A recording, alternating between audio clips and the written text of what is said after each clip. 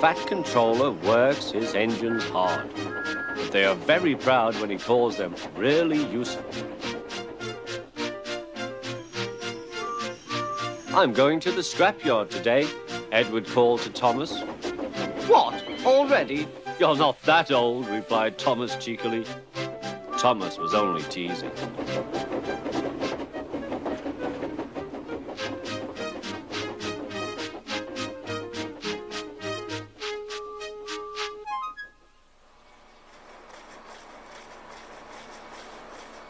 The scrapyard is full of rusty old cars and machinery. They are broken into pieces, loaded into trucks, and Edward pulls them to the steelworks where they are melted down and used again.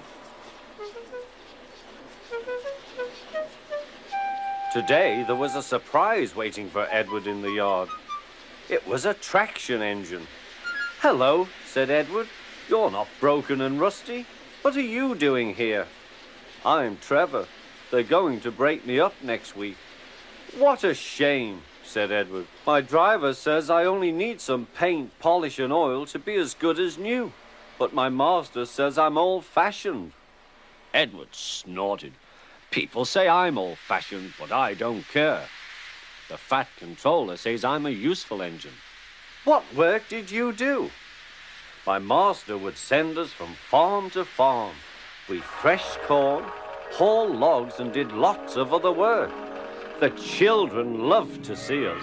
Trevor shut his eyes, remembering. "Oh, yes, I like children." Edward set off for the station. "Broken up, what a shame. Broken up, what a shame. I must help Trevor, I must."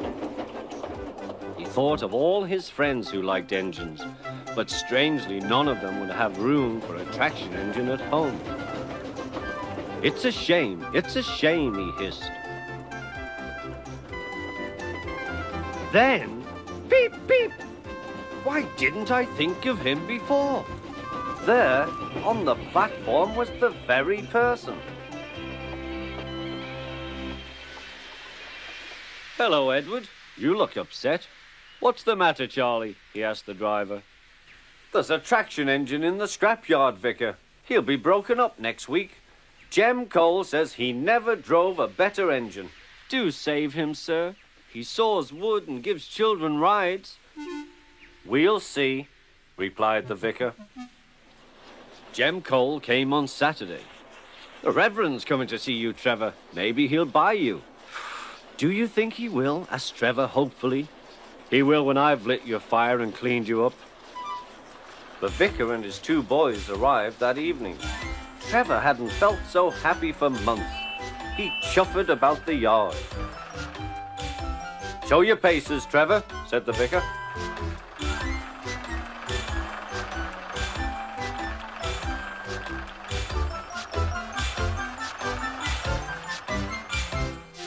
Later, he came out of the office smiling. "I've got him cheap, Jem, cheap." "Do you hear that, Trevor?" cried Jem. "The Reverend saved you and you live at the vicarage now." "Peep, peep," whistled Trevor. Now Trevor's home is in the vicarage orchard, and he sees Edward every day.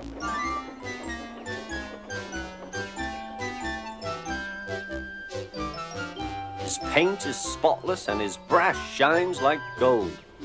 Trevor likes his work, but his happiest day is the church fete.